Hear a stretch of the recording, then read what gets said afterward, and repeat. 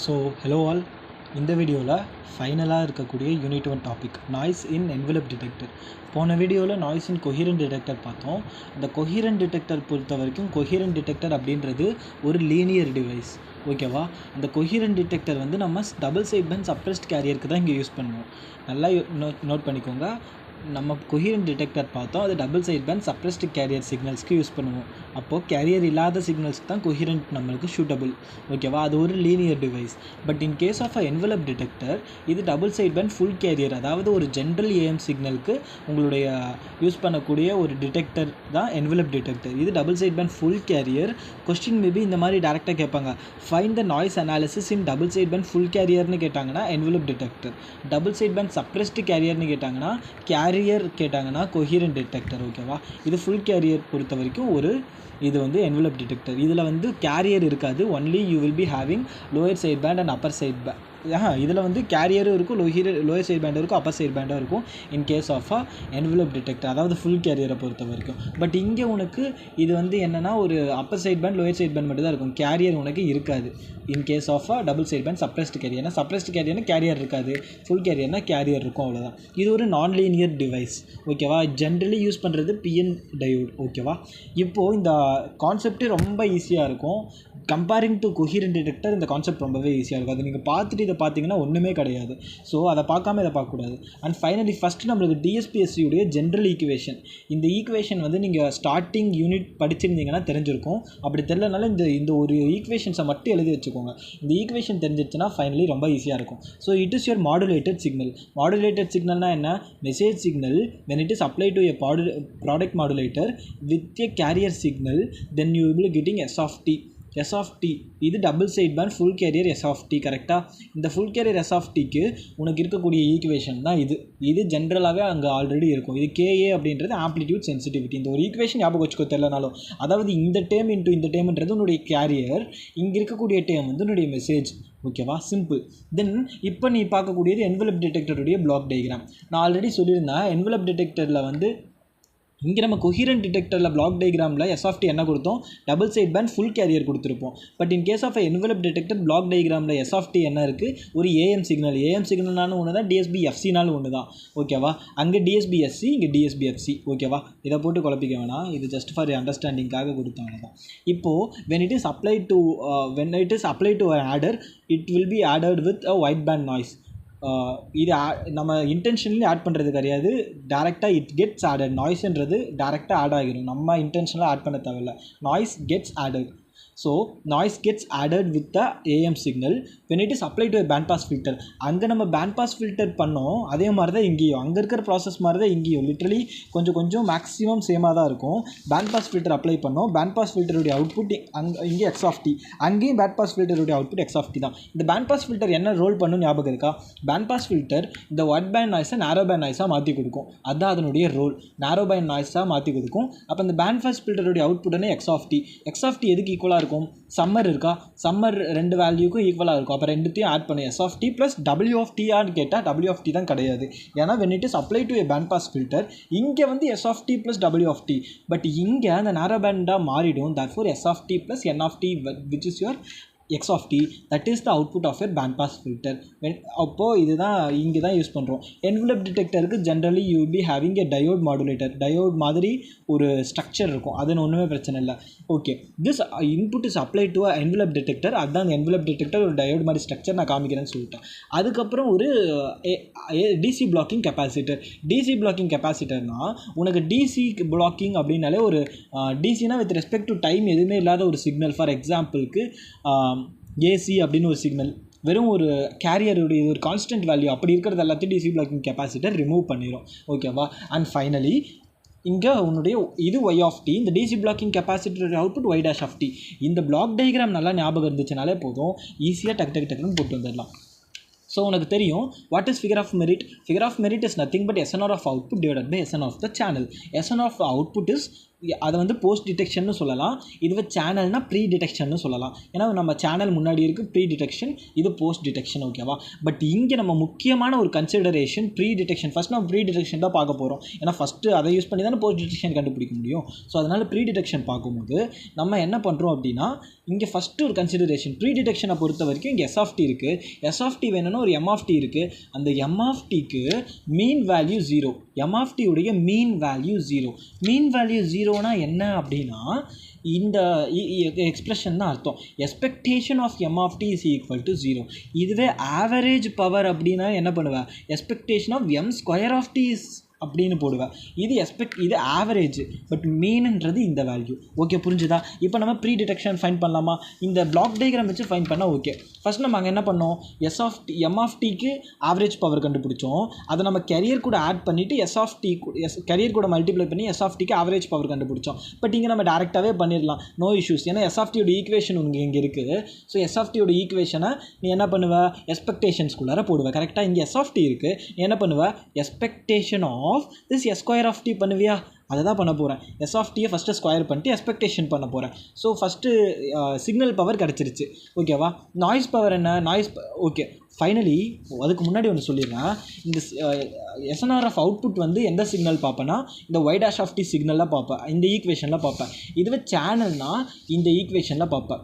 இந்த ஈக்குவேஷனில் பார்க்கும்போது எஸ் ஆஃப் டியும் என் ஆஃப் டியும் இருக்கும். கரெக்டாக? அப்போ என் ஆஃப் டின்றது தான் நாய்ஸு, சிக்னல் வந்து எஸ் ஆஃப் டி. ஸோ அதனால் எஸ் ஆஃப் டி. ஸோ டேரெக்டாக இப்போ நம்ம ப்ரீ டிடெக்ஷன் போயிடலாம். ப்ரீ டிடெக்ஷனை பொறுத்த வரைக்கும் ரொம்ப சிம்பிளாக இருக்கும். ஸோ ப்ரீ டிடெக்ஷனில் what is pre detection, that is average signal power of X of T. Y X of T, because இங்கே தான் உன்னுடைய சேனல், இது வந்து உன்னுடைய output. So channel X of டியோட முடிஞ்சிச்சு. ஸோ அதே மாதிரி average noise power of X of T. So ஓகேவா, சிம்பிள். ஸோ உனக்கு தெரியும் X of T is nothing but first signal power கண்டுபிடிச்சிக்கலாம். X of T is nothing but S of T plus N of T. How? X of T is nothing but S of T plus N of T. N of T. ஓகேவா? Okay, S of T உனக்கு already தெரியும் இந்த equation. ஏன்னா இந்த ஃபஸ்ட்டே இந்த equation போட்டிருப்பேன். எங்கே இருக்கக்கூடிய இந்த ஈக்குவேஷன் அப்படின்னா இங்கே இருக்க பாரு, இந்த ஈக்குவேஷனை அப்படியே எழுதியிருப்பாங்க. அதுதான் அங்கே ஈக்குவேஷன் மேலே எழுதியிருக்கோம். கரெக்டாக? இந்த ஈக்குவேஷனை இங்கே நான் மேலே அப்படியே எழுதியிருக்கேன். அதுக்கு ஸ்கொயர் பண்ணணும். ஏன்னா சிக்னல் இ power S square of T. உனக்கு தெரியும் எஸ்என்ஆர் ஆஃப் எப்படி எழுதுவா, எஸ்என்ஆர் எப்படி எழுதுவா அப்படின்னா E square E of S square of T divided by E of N square of T. கரெக்டாக? அதான் எஸ் ஸ்கொயர் ஆஃப் டி நான் எழுதியிருக்கேன். எஸ் ஆஃப் டி உனக்கு தெரியும், ஸ்கொயர் பண்ணிட்டேன், முடிஞ்சிச்சு. ஸோ ஸ்கொயர் பண்ணதுக்கப்புறம் நான் ஃபஸ்ட்டு என்ன பண்ணுறேன்னா ஏ ஸ்கொயர் ஹோல் ஸ்கொயர் இங்கே இருக்குது. Therefore AC square first term, அப்புறம் இந்த டேமை நான் செகண்டாக எழுதிக்கிறேன் காஸ் ஸ்கொயர். எப்படியோ ஒன்று எழுதிக்கலாம், தப்பு இல்லை. ஏசியையும் காசையும், அதாவது கேரியர் ஃபுல்லாக ஒரு சைடாக எழுதிக்கிட்டேன். ஏசியும் காசையும் ஒரு எக்ஸ்பெக்டேஷனில் போட்டுட்டு இன்னொரு எக்ஸ்பெக்டேஷனில் இந்த டேம் போட்டுக்கிட்டேன். Expectation of this term. அவ்வளோதான். உனக்கு இது ஆல்ரெடி நீ இப்போ அதில் படிச்சிருப்ப, கொஹிரண்ட்டில் படிச்சிருப்ப. இதுக்கு நீ எப்படி ஃபைன் பண்ணுவ? நான் ஆல்ரெடி சொன்னேனா இல்லையா, எந்த வேல்யூ வந்தாலும் அதை ஸ்கொயர் பண்ணி 2ஆல் டிவைட் பண்ண. ஆல்ரெடி ஸ்கொயர் பண்ணியாச்சு. ஸோ ஸ்கொயர் பண்ண வேல்யூ 2ஆல் டிவைட் பண்ணால் முடிஞ்சிச்சுல்ல.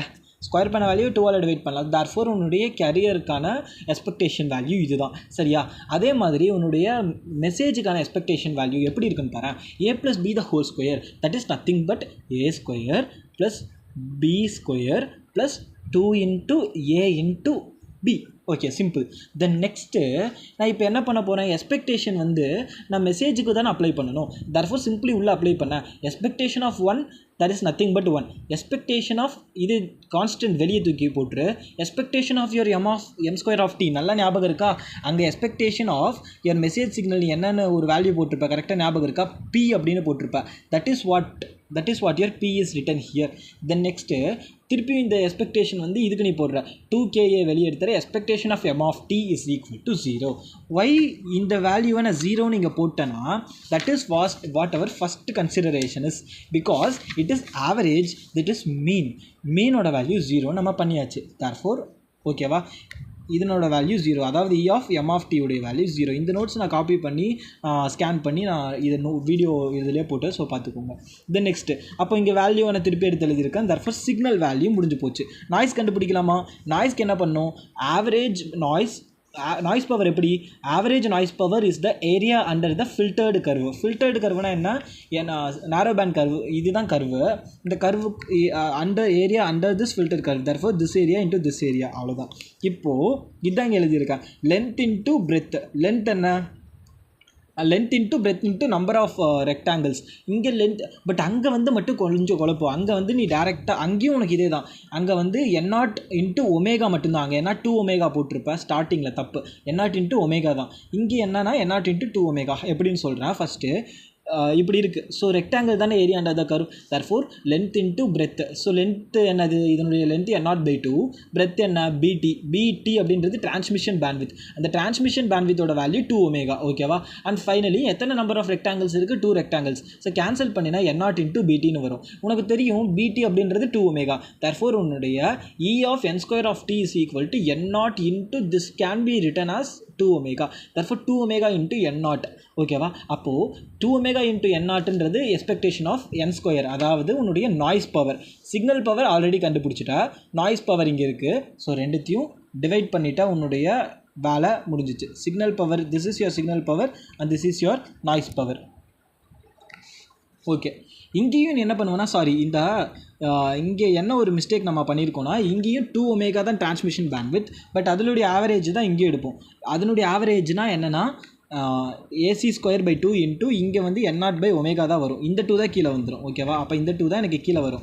அங்கே நம்ம பார்த்ததே தான் அங்கேயும் n0 இன்ட்டு ஒரே ஒரு ஒமேகா இன்ட்டு n0 பண்ணியிருப்பேன். இங்கேயும் ஒமேகா இன்ட்டு n0 தான் உன்னுடைய நாய்ஸ் பவர். குழப்பிக்க வேணாம், இது வரைக்கும் ஓகேவாக இருக்கும். நாய்ஸ் பவரை பொறுத்த வரைக்கும் ஒமேகா இன்ட்டு n0 அவ்வளவுதான். இது நீ கண்டுபிடிச்சிருப்ப. இதுக்கும் நீ என்ன பண்ணுவேன்னா ஆவரேஜ் எடுப்பேன். ஏன்னா ஒரே ஒரு ஸ்பெக்ட்ரல் டென்சிட்டியில் ஒரு கர்வ் எடுத்தால் போதும். தர்ஃபோர் ஒரே ஒரு இதை மட்டும்தான் எடுப்பேன். முடிஞ்சு போச்சு. தென் ப்ரீ டிடெக்ஷன் பண்ணியாச்சு, போஸ்ட் டிடெக்ஷன் பண்ணிட்டா முடிஞ்சிச்சு. போஸ்ட் டிடெக்ஷன் அப்படின்னா நான் இங்கே x(t) என்வலப் டிடெக்டருக்கு கொடுப்பேன். அதுலேருந்து y(t) கிடைக்கும். y(t)லேருந்து DC காம்பனண்ட் ரிமூவ் பண்ணால் y0(t). So input of your envelope detector என்ன, x(t). x(t)உடைய வேல்யூ என்ன, x(t) + n(t). அதான் நீங்கள் எழுதியிருக்கேன் பாரு, s(t) + n(t). s(t) உனக்கு ஆல்ரெடி தெரியும். இந்த ஈக்குவேஷன் ஃபஸ்ட்டு படித்த equation. n(t) can be written as in-phase component minus quadrature phase component, which is already studied in coherent detector. அவ்வளவுதான். இப்போ நான் என்ன பண்ணியிருக்கேன்னு பார்த்தா, எக்ஸ்பேண்ட் பண்ணி எழுதியிருக்கேன். AC இன்ட்டு, ஸோ சாரி, இந்த டேமெல்லாம் நான் எடுத்துடுறேன். Okay. AC into 1 AC into KAM(t), that is AC KAM(t), which is multiplied with your cos 2π FCT plus this term and plus this term. Then in the two termலையும் you will be having a constant of common term of cos 2π FCT. So cos 2π FCT is taken over here. So AC plus AC KAM(t) plus NI(t) minus the second term. முடிஞ்சிச்சு. இப்போ what is the output of the envelope detector? y(t) என்ன பண்ணும் அப்படின்னா, y(t) is equal to magnitude of your x(t). சிம்பிள், magnitude of your x(t). So உனக்கு தெரியும் magnitude of x(t)னா என்னென்னா, ஃபஸ்ட் இருக்கக்கூடிய constant term root of first இருக்கக்கூடிய கான்ஸ்டன்ட் டேர்மை ஸ்கொயர் பண்ணுவேன் ப்ளஸ் செகண்ட் இருக்கக்கூடிய கான்ஸ்டன்ட் டேர்மை ஸ்கொயர் பண்ணுவேன். தர்ஃபோர் இதுதான் ஃபஸ்ட் இருக்கக்கூடிய கான்ஸ்டன்ட் டேர்ம். இதை நீ ஸ்கொயர் பண்ணுற மேக்னிடியூட் தான். இது வந்து மேக்னிடியூட் கிடையாது. இது ஃபேஸ், இதை பொறுத்து ஃபேஸும் மாறும். அதனால் இந்த காம்பனண்ட்டை நீ எடுக்கக்கூடாது. ஸோ இதை நீ ஸ்கொயர் பண்ணிக்கிற, ப்ளஸ் இதை விட்டுடணும், இதை நீ ஸ்கொயர் பண்ணிக்கிற. அதுக்கு ஹோல் ரூட் எடுத்துட்டா அப்படின்னா that is what your magnitude of x(t). So இங்கே நம்ம ஒரு கன்சிடரேஷன், அங்கே நம்ம ப்ரீ டிடெக்ஷனில் ஒரு கன்சிடரேஷன் பண்ணோம். என்ன ஞாபகம் இருக்கா, மீனோட வேல்யூ 0. அதே மாதிரி இங்கேயும் ஒரு கன்சிடரேஷன் பண்ணுறோம். என்னென்னா சிக்னலுடைய value very much greater than நாய்ஸ்ன்னு கன்சிடர் பண்ணிக்கிறோம். அப்போது this is what my signal and this is what my noises. So first இதுதான், இது கூடவே எனக்கு சிக்னல் இருக்குன்றதுனால இந்த வேல்யூ ரொம்பவே அதிகம், இந்த வேல்யூ ரொம்ப ரொம்ப ரொம்ப கம்மி. அப்போ இதையும் எலிமினேட் பண்ணிக்கலாமா? அப்போ இது எலிமினேட் பண்ணிட்டோன்னே எனக்கு என்ன வரும், ரூட்டும் இந்த டேமும் இருக்கும். அப்போ இதுவும் கேன்சல் ஆகிடும். அதுதான் எழுதியிருப்பேன். இப்போ for example a² + b² is equal to a அப்படின்னு எழுதியிருப்பேன். எப்படி, ஏவோட வேல்யூ அதிகமாக இருக்குது. அப்போது இந்த டைம் கேன்சல் ஆகிடும். √2 கேன்சல் ஆகும்போது இந்த டைம் மட்டும்தானே இருக்கும். அப்போது y(t) is equal to இந்த டைம் மட்டும்தானே இருக்கும், ஸ்கொயர் கூட கேன்சல் ஆகிடும். அதுதான் நீங்கள் எழுதியிருக்கேன். முடிஞ்சிச்சா? இதுன்றது தான் எனக்கு DC காம்பனண்ட்டு. ஸோ இதுதான் எனக்கு DC காம்பனண்ட். ஸோ இது வரைக்கும் நம்ம y(t) ஃபைன் பண்ணியாச்சு. அதை DC காம்பனண்ட்டை ரிமூவ் பண்ணால் அவனுடைய அவுட்புட். DC காம்பனண்ட்டு இதுதான். இந்த ஏசியை தூக்கி போட்டுட்டேன்னா முடிஞ்சிச்சு. அப்போ ஏசியை தூக்கி போட்டுட்டேன்னா நம்ம DC component over. That is what your y0(t).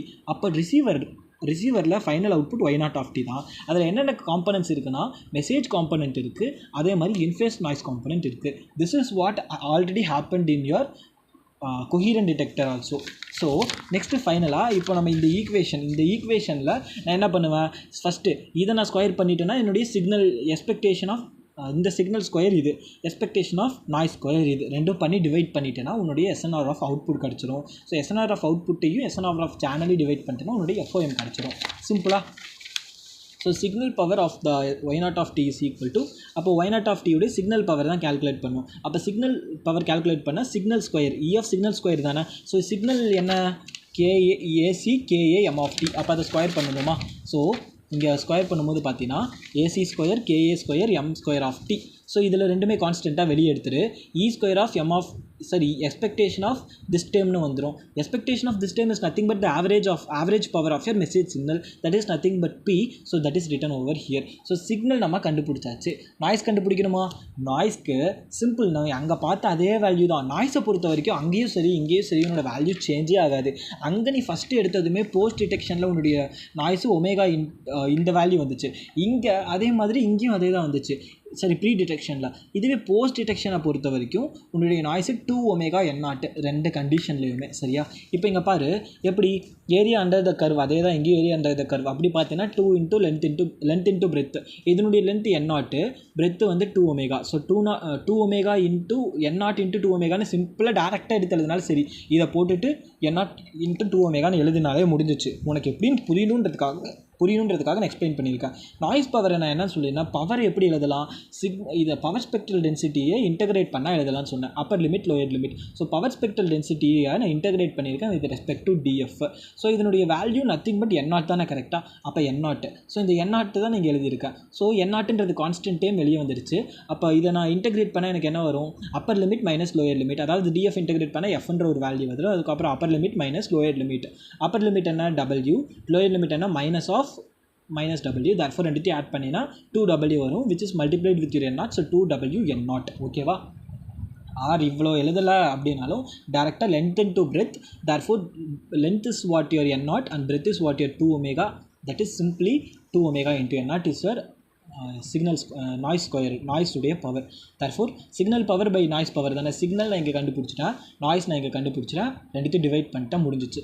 இங்கே நான் ரெண்டு கண்டிஷன்ஸ் வச்சுக்கிறேன். என்ன? சிக்னலுடைய எஸ்என்ஆருடைய வேல்யூ லார்ஜ். எஸ்என்ஆருடைய வேல்யூ லார்ஜ்ன்றதை நான் ஆல்ரெடி சொல்லிட்டேன். எஸ்என்ஆருடைய வேல்யூ லார்ஜ்னா என்ன? சிக்னலுடைய வேல்யூ எஸ்என்ஆர் லார்ஜ் அப்படின்னா சிக்னல் டு நாய்ஸ் ரேஷியோ வந்து அதிகமாக இருக்குன்னு அர்த்தம். கரெக்டாக? அதிகமாக எப்போ இருக்கும்? டினாமினேட்டர் அதிகமாக இருந்துச்சுன்னா அதிகமாக இருக்காது, நியூமரேட்டர் அதிகமாக இருந்தால் தான் அதிகமாக இருக்கும். அப்போ நியூமரேட்டர் டினாமினேட்டரை விட அதிகமாக இருக்கணும். கரெக்டாக? அதுதான் நான் இங்கே எழுதிட்டேனே, signal is very much greater than noise அப்படின்னு சொல்லிட்டு. அதுதான் ஃபஸ்ட்டு கன்சிடரேஷன். செகண்ட் கன்சிடரேஷன், இந்த கேஏ எம் ஆஃப் டின்றது 100% மாடுலேஷனுக்கு கொண்டு வர மாதிரி இருக்கணும். Modulus of KA M of T இது 100% மாடுலேஷனுக்கு கொண்டு வரணும்னா உன்னுடைய கேஏவோட வேல்யூ லெஸர் தென் 1 இருக்கணும். ஓகேவா? இது நம்ம ஸ்டார்டிங் ஆல்ரெடி நம்ம பேசிக்ஸ் படிச்சிருந்தோன்னா புரியும். எல்லா வீடியோஸுமே பார்த்துருந்தேன்னா கண்டிப்பாக இது புரியும். அப்படி இல்லைனாலும் இந்த ரெண்டு கன்சிடரேஷன் தெரிஞ்சுக்கும். So therefore SNR of output இங்கே இருக்குது, எஸ்என்ஆர் ஆஃப் சேனல் எங்கே இருக்குது? எஸ்என்ஆர் ஆஃப் சேனல் இங்கே இருக்குது. ரெண்டுத்தையும் டிவைட் பண்ணலாமா? So when you are dividing these two terms, first term SNR of channel பாரு, AC square into this term divided by 2 omega n0. அதுதான் நான் இங்கே என்ன பண்ணியிருக்கேன், எஸ்என்ஆர் ஆஃப் இதில் எழுதியிருக்கேன் சேனலில், எஸ்என்ஆர் ஆஃப் அவுட்புட் இங்கே எழுதியிருக்கேன். ஓகேவா?